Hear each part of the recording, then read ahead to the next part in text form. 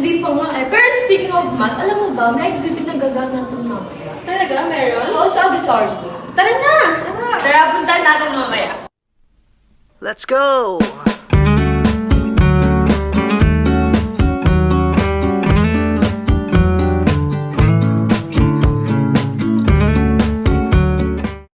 Welcome to Mathematics Exhibit. So, nandito tayo ngayon sa table setup. Isang katanungan lang, ano yung application ng math sa table setup? First of all, yung title ng group namin is Mathematical Tablescape.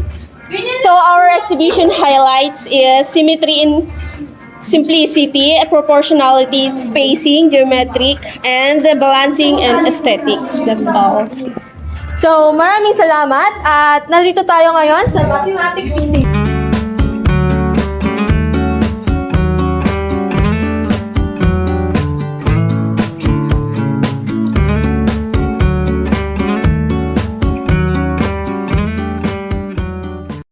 Hi! Nandito tayo ngayon sa flower arrangement. Tanong lang po, ano yung application ng math sa flower arrangement? It's a Fibonacci sequence na katulad dito. This is a sign of Fibonacci sequence and then ma-adapt siya ng mathematics when it comes to nature kasi lahat naman ng nature natin is related sa math, lalo na sa Fibonacci sequence. Okay, thank you!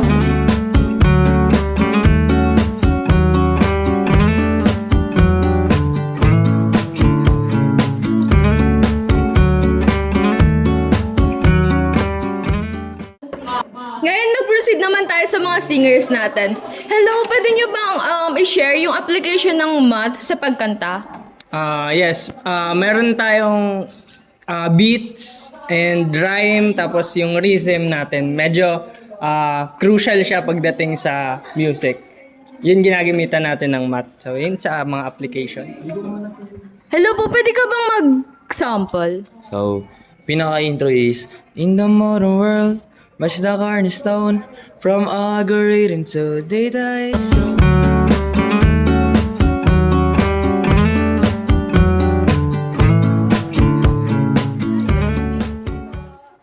Siyempre, tignan din natin ngayon kung ano ang ugnayan ng matematika sa pagsasayaw. Ito ang ating mga dancer na si Tabot at si Teologo.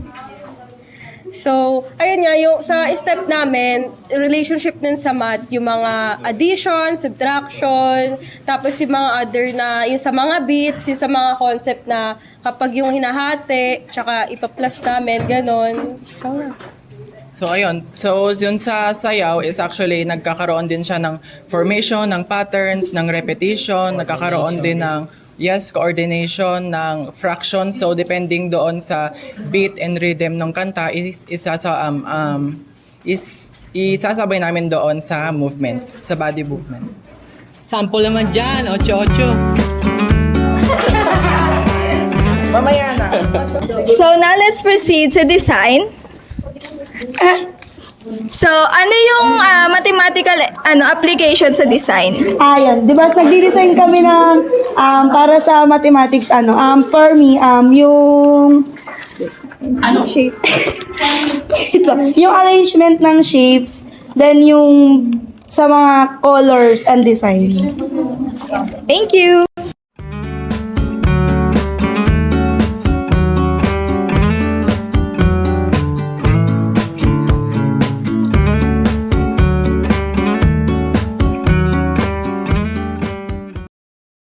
Nag-proceed naman tayo sa table skirting. Hello! So, what is the application of math in table skirting? Para sa amin is yung pattern, size, at saka yung shape niya. Ayun, thank you!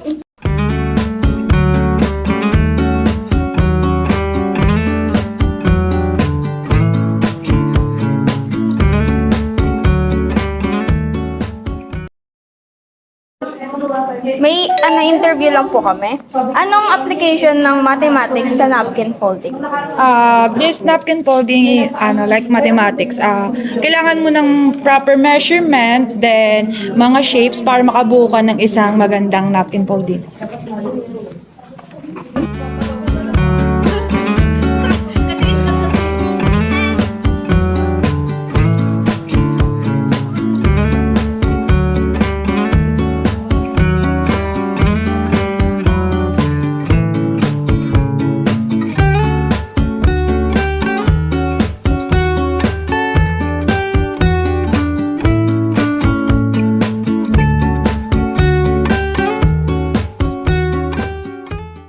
naman tayo kay Miss Videographer. Hi, Miss Ronica. Gusto ko lang tanongin is, ano yung naging experience mo while doing the video? Siyempre, mahirap kasi, yun nga, ibibideo mo sila isa-isa and then i-edit mo pa. But, the same time, happy din kasi nakikita ko yung final output nila is maganda naman. So, worth it. Thank you, Miss Ronica.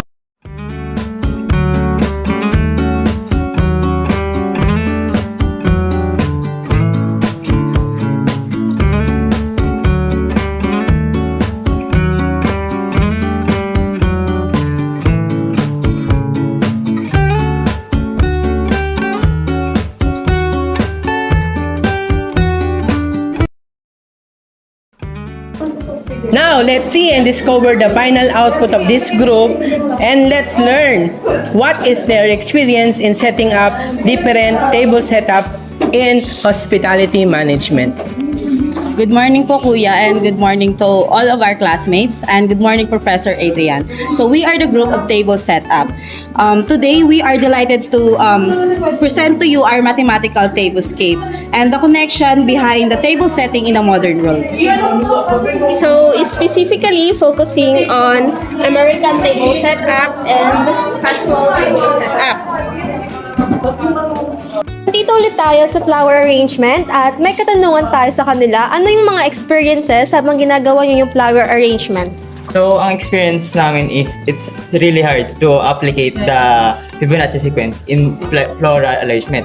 So, it's you need to be precise just to arrange this as perfect as possible. Proceed sa final output ng design. So, ano yung mga experiences nyo while doing this design? Yung experience namin is naging organized, tsaka yung sa sizing, yung sa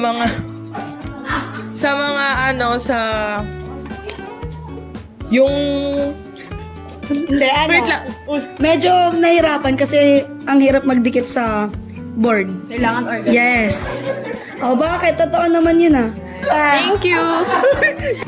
Hello, actually masaya yung pag-table napkin. Yun nga lang, may mga steps kang kailangan sundin and pag isang step lang hindi mo magawa, hindi mo siya mabubuo ng katulad ng ganito. Nandito ulit tayo sa table skirting. So, may katanungan lang ako. Ano yung experiences nyo habang ginagawa yung table skirting? Yung experience namin is mahirap, lalo na pagdikit-dikitin ba. Tapos, syempre, masakit din sa kamay. Pero okay lang kasi natapos naman siya ng kahit 3 beses kami umulit. Yeah. Pwede ako magtanong, ano po yung application ng math sa exhibit po? Yes, so a very good question. So this year, I opted to choose the practical exam as the mathematics in the modern world in application with the hospitality management. Because I do believe as a students, we need to appreciate the beauty of mathematics in terms of event management. So as you can see, I allow the students to create the program as well as the different aspects of hospitality industry in table settings. So we can see the mathematics in balance and then their designs, table skirting, also in their composition with the music and dances, the rhythms, and also I encourage them to find what are the concepts of mathematics applicable in the courses that they have chosen. So hopefully that at the end of this exhibit, I can see many wonders about the mathematics in their field. Thank you, sir! Mathematics, you are the foundation upon which the wonders of the world are built. Your ability to quantify, measure, and analyze has unlocked the secrets of natures. From the smallest particles to the vastness of the cosmos, your logical reasoning and problem-solving skills have empowered us to navigate the complexities of life, making informed decisions and finding innovation solutions. Your beauty lies in the elegance and symmetry of your patterns, inspiring and fascination in those who explore your depths. Thank you, mathematics, for your unwavering presence and the endless possibilities you offer to expand our knowledge and understanding.